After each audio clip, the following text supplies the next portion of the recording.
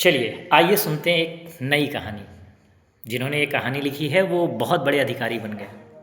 घर में सब कुछ था, नौकर-चाकर सब कुछ। पैसे-रुपए की कोई कमी नहीं थी। लेकिन घर में बस थी तो एक बूढ़ी माँ रहती थी, जिनके आँख नहीं थे और उनकी कमर भी पूरी झुकी हुई थी। और ये चीज़ देख के उनकी जो वाइफ़ और बच्चे थे, बहुत दुखी रहते थे कि जो हमारी सासू माँ हैं या फिर हमारी दादी हैं, बहुत कुरूप हैं, मतलब सही नहीं दिखती हैं। तो हमेशा क्या करते थे, उनका मज़ाक उड़ाया करते थे।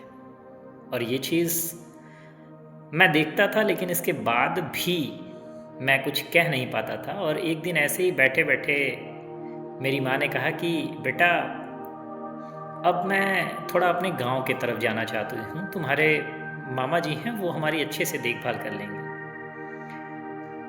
और लेखक कहते हैं कि जो उनकी पत्नी और जो बच्चे थे, वो भी कहने लगे कि हाँ, हाँ, मतलब क्या कहा जाता है, हम गाँव में ही उनको लेते जाएँगे और जो मामा जी भी हैं, वो अच्छे तरीके से माँ की देखभाल करेंगे। लेकिन लेखक को चिंता हुई, उसने कहा कि नहीं, मतलब माँ को देखेगा कौन? तो उन्होंने कहा हम ज़रूरत की जो सारी सामान है वहाँ पे दे के चले आएँगे, कोई माताजी को कोई दिक्कत नहीं होगी। अब वो गए वहाँ, गाँव छोड़ दिए। कुछ दिन के बाद उनके जो लड़का था, उसके मामा जी नहीं, चाचा जी, जो अमेरिका में डॉक्टर थे, वो मिलने के लिए आए लड़के के पास। और उन्होंने कहा भाभी माँ कहाँ हैं? तो उन्होंने कहा भाभी माँ को गाँव पे, मतलब उनका मन था कि गाँव पे चले जाएँ। तो उन्होंने कहा गाँव पे चले जाएँ, चलो चलते हैं, गाँव पे चलते हैं। तो सभी कोई लड़के बच्चे सभी कोई साथ में अपना गाँव में गए और गाँव में जाने के बाद देख रहे हैं, तो जो माताजी थीं बच्चे की, बहुत ज़्यादा बीमार थीं, कंबल ओढ़े थीं, काँप रही थीं। और ये चीज़ देख के जो लड़के के चाचा जी जो अमेरिका में डॉक्टर थे, वो बड़े ज़्यादा नाराज़ हुए। उन्होंने कहा ये क्या मैं देख रहा हूँ, माताजी आपको ऐसे इन्होंने छोड़ रखा है? तो माताजी ने कहा नहीं बेटा, मतलब ऐसा कुछ नहीं है देवर जी, मतलब ये मैंने खुद कहा कि मैं यहाँ पे आ जाऊँ। और लड़के और पत्नी ने भी हाँ में हाँ मिला दिया कि हाँ, हाँ, माताजी का ही मन था। लेकिन चाचा जी हर चीज़ समझ चुके थे।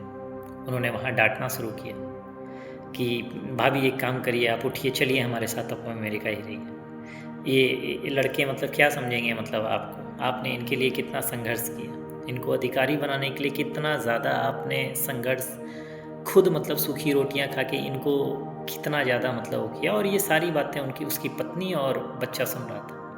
और कहा नहीं नहीं, आप यहाँ से चलिए, आपको बिल्कुल यहाँ रहने की ज़रूरत नहीं है।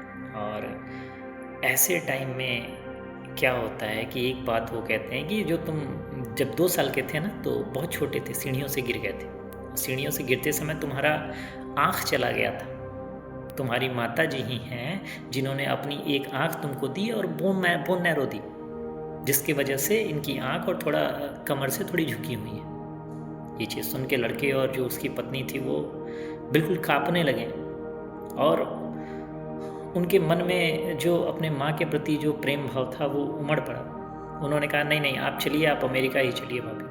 और तुरंत जो लड़के थे और उनकी वाइफ थी, वो चाचा जी के पैरों में गिर गए कि चाचा जी, इतना समय से हम अपने माँ को जो प्यार चाहिए था, वो प्यार नहीं दे पाए, थोड़ा सा हमें समय दे दीजिए। अब हम चाह रहे हैं कि जितने जाने अनजाने में हमसे गलती और पाप हुआ है, उस पाप का प्रायश्चित करें। और माता जी को हम देखना चाहते हैं, अपने साथ रखना चाहते हैं। एक चीज़ आप लोग याद रखिए, इस कहानी से एक मैसेज मिलता है कि आज की इस दुनिया में अगर कोई भगवान है साक्षात रूप में, तो वो आपके माता पिता हैं। उनके साथ रहिए, उनके पास रहिए, उनसे बातें कीजिए, मतलब उनको कभी भी अकेला महसूस नहीं होने दीजिए।